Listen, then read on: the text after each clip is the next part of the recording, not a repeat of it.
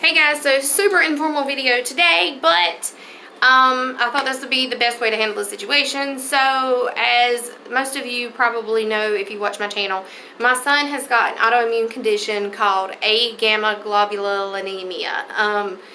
He was diagnosed. I'm going to start kind of about our overall story about the condition because I am on several groups and a lot of people asked our story, and I thought it would be easier for me just to make this video and refer it to everybody. So just to give you guys a link. So, okay. From the time he was born normal baby, normal term, whatever. He was a C-section baby. No complications with pregnancy, no complications with his birth. I nursed him until he was eight months old. And it was right about the time when I was weaning him off, and thereafter he started getting sick a lot. So he kept getting ear infections, he kept getting sinus infections. What else? The main thing with him was his cough. He coughed all the time. If you've ever heard a kid with the croup, that deep barking cough, that's what he sounded like. And so literally about every 2 weeks we were back in the doctor. He would get a round of antibiotics, a round of steroids. He would be completely fine while he was taking the medications, and then for about 4 or 5 up to a week afterwards, and then it was right back again. So the doctors, of course, they said it was allergies. Then they said it was acid reflux because he had a lot of issues with his stomach hurting and stuff too. So we were on all of that stuff. Still nothing helped. He was still getting sick a lot, primarily with the sinus infections, the ear infections, and the coughing. So numerous times he ended up with bronchitis, which at the time we did not know because the doctor sent us to the hospital to have an x-ray, and we were told that the x-ray was normal. And then come to find out all these years later, when we got referred to a pulmonologist, he was actually eat up with bronchitis. But anyway, that's later in the story. So he was about 6, 5.5-ish. I'd had enough. We were up at night. He would be hovered over the toilet coughing so much he couldn't quit. Coughing, he'd throw up. Nights were the worst. It was halfway manageable. He would still cough during the day, but he could not sleep, y'all. It was miserable, and so he would get up coughing. We would do breathing treatments. None of the stuff helped, and that was my clue that something was going on, because the only thing that we were getting done for us is constantly giving us antibiotics and steroids over and over and over again, and nobody was asking any questions. So I switched and went to another doctor, and I told the doctor there, I said, look, I've had it. I know that you're a new doctor, but I'm so fed up with this. Oh, it's allergies. Oh, it's this. Oh, it's asthma, whatever, without any testing being done. I said, I want tests ran, and I want answers now. Like, seriously, I was not playing anymore. I felt bad because I couldn't fix it. I couldn't help him. But at the same time, we were tired. I've got 2 other kids. I was working a job. I was a student in college. I was exhausted. And I'm like, this is not right. I'm a mama. I've got 2 other kids. I'm not stupid. And I'm not just paranoid. But I don't know, y'all. I was treated like I was crazy. So the doctor there finally said, okay, well, let's do this asthma breathing test. Now, this is the first time he had any testing done. It was just told he had asthma, and they gave him medicines. And I did what I was told to do and give it to him because I was trying to help the kid. So they finally done a breathing test, a pulmonology function test. And it showed, sorry, I got a call coming in, hang on. It showed that he had a lung obstruction. So the doctor started him on a more aggressive inhaler to help open him up in there, and she wanted to send us to a specialist. So we were referred to Levine's Hospital, and we got in touch with the pulmonologist there. So had a long conversation with him about over the years what had happened, what had went on. They did further tests and concluded he did have what they showed as an obstruction on the pulmonary function test. So then they went back and pulled all of the medical records as far as the x-rays and stuff in the past, and he said that indeed, when we were told that it was normal, he actually had been having bronchitis recurrently over and over and over again. So they wanted to do, and I always say this wrong, bronchoscopy.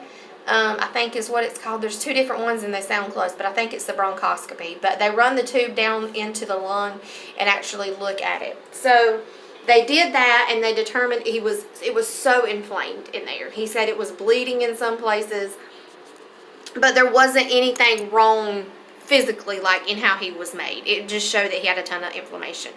They done a lot of swabs and ran a bunch of tests, and whenever it come back, it actually was ruled he had 7 types of respiratory viruses at one time.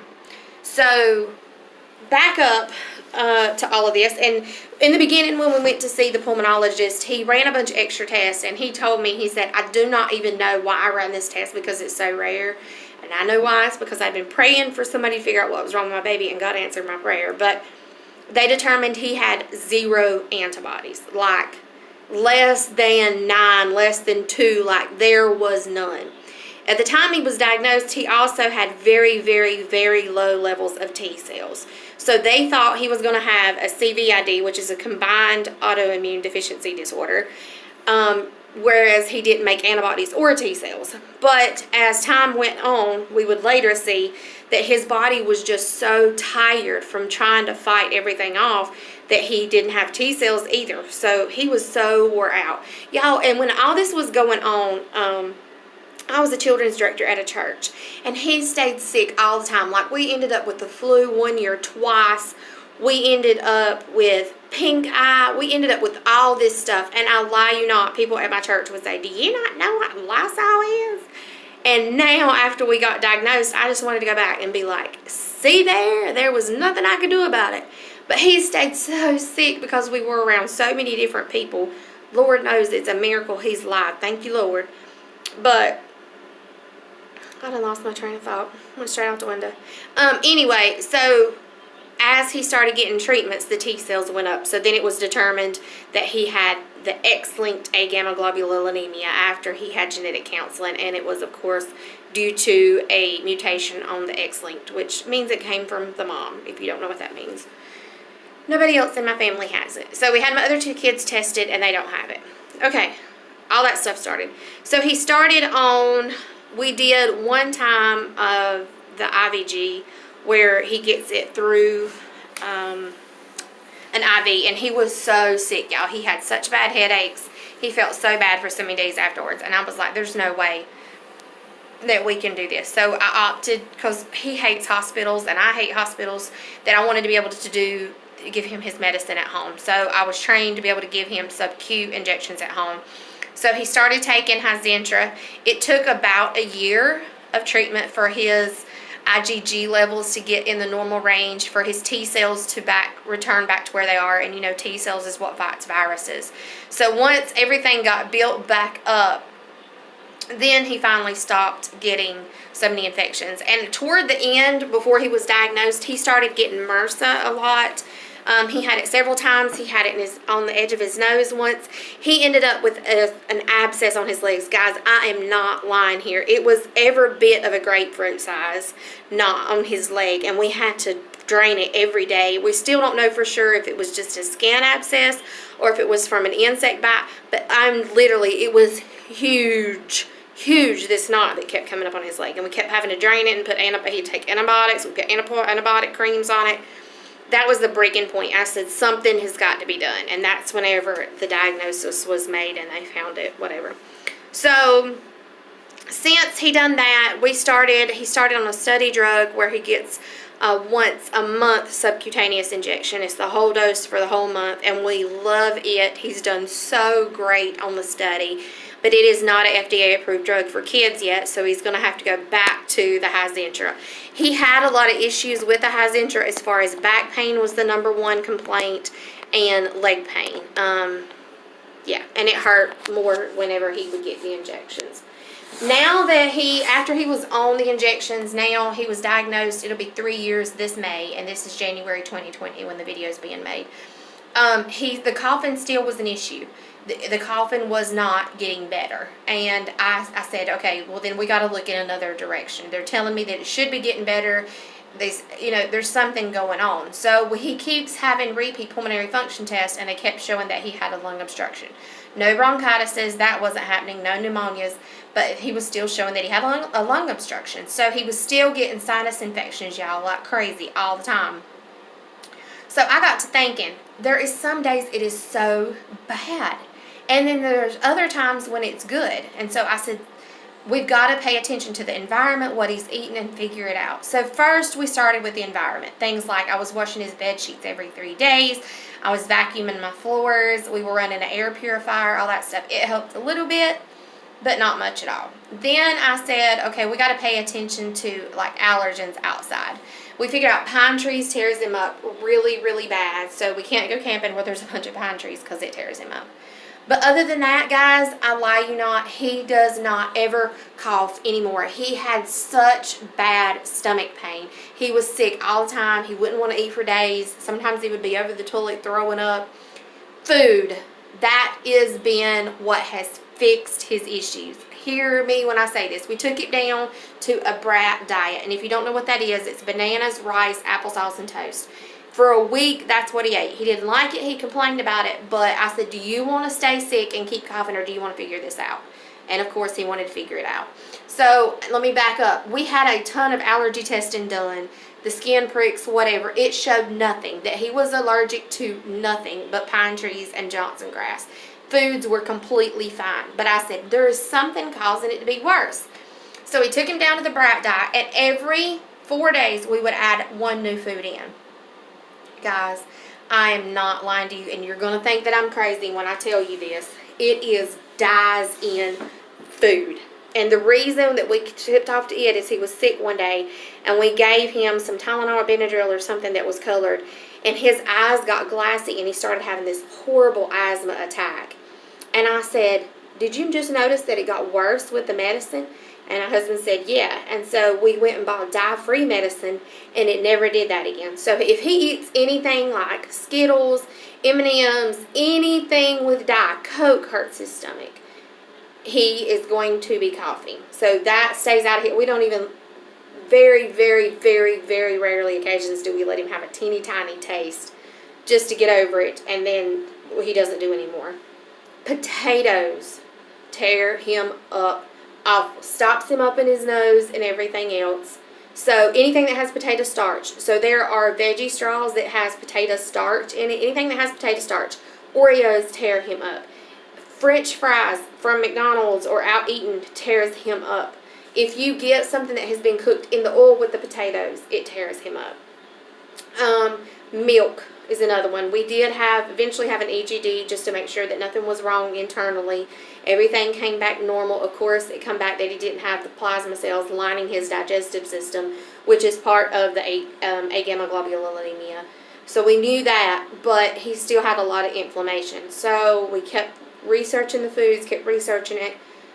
Dairy was confirmed that he doesn't tolerate dairy. So no cheeses, no Doritos, no Cheeto Puffs, no anything. There are vegan alternatives now for vegan cheeses, so we can make gluten-free. Gluten also messes with him on a large scale. So if one day we had a biscuit, and then for lunch we had a sandwich, and then for supper, it tears him up. If he has just a little bit of gluten, it's okay, but it doesn't do him nowhere near like the potato starch or the dyes do.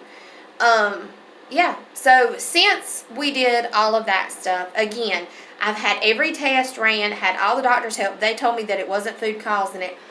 Bull, y'all, because he is off of 8 kinds of different medicines. He was on nebulizer breathing treatments out of the machine. Then he was on the levoalbuterol emergency inhaler. Then he was on Asthmanex inhaler. Then he was on Singulair for allergies. Then he was on Flonase for his nose. We were having to do saline rinses in his nose in the neti pot. He doesn't do any of it. And then on top of that, Benadryl and sometimes Claritin. We don't have to do any of it anymore. None of it. Not one bit. Not one asthma attack. Not anything. If he gets a hold of the foods that I mentioned, he starts with a cough, and he starts like an agitated cough where you can tell there's a mucus increase. He's not had not one sinus infection since we started all this. Not one. And y'all, you think about it, if they don't have help in their digestive system to help with all that inflammation and attacking germs and stuff, there's things going to bother them. And it's the quirkiest thing, and nobody believes me. And sometimes people watch my kids and they give him that stuff anyway, and then they see how he reacts and they feel bad about it. But I don't care what nobody thinks. I know my kid. You know your kid. You can figure out what's wrong with them. So if you're a mama watching this and your kids just got diagnosed or whatever, I'm going to tell you something. You know, and I know that our kids are not horses. They are zebras. And modern medical technology, unless it's your immunologist, they don't know how to deal with our precious babies. So if you suspect that something bothers your kid or aggravates your kid, take it out of the diet. Take it away and see what happens. Y'all, my kid would still be up barking his head off at night and stuff without the good Lord helping me figure this out. But I'm begging you, if your kid has got stomach issues, if they stay sick a lot, they don't want to eat, and they've got this condition, the hypogammaglobulinemia or the agammaglobulinemia, take them down to a very basic diet. Very, very basic diet. And add something in every 4 days and see what happens.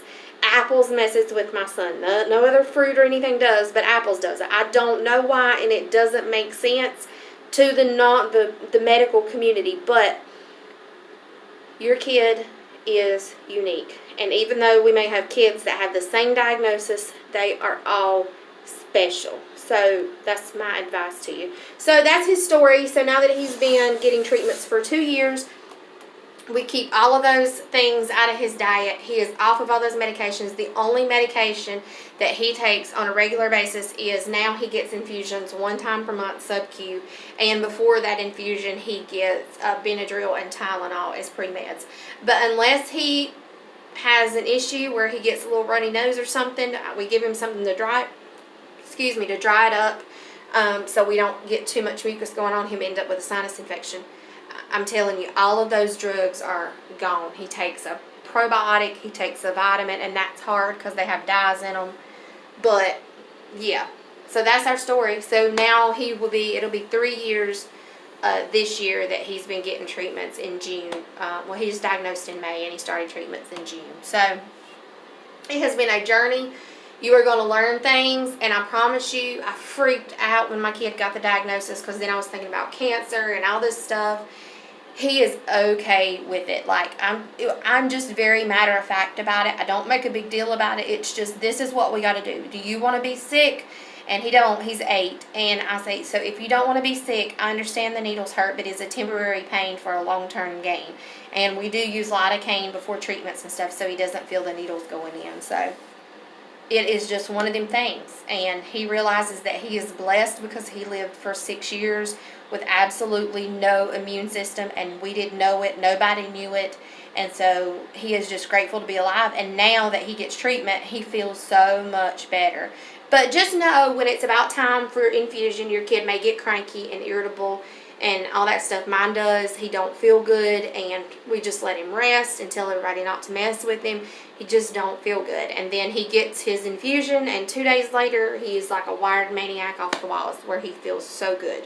So expect that too. They're going to be lulls right before they start getting infusions. So he has had antibiotics 1 time this last year. Thank you, Lord. And that was after living on antibiotics forever, back to back to back to back to back. So there you go. That's my advice to you. If your kid's been diagnosed, I feel you. I will pray for you if you comment below and let me know. It is a journey, and just take it 1 day at a time, and before you know it, you'll be a veteran at it, and you got this. All right, so I hope this answers some questions. Have a good one. Bye.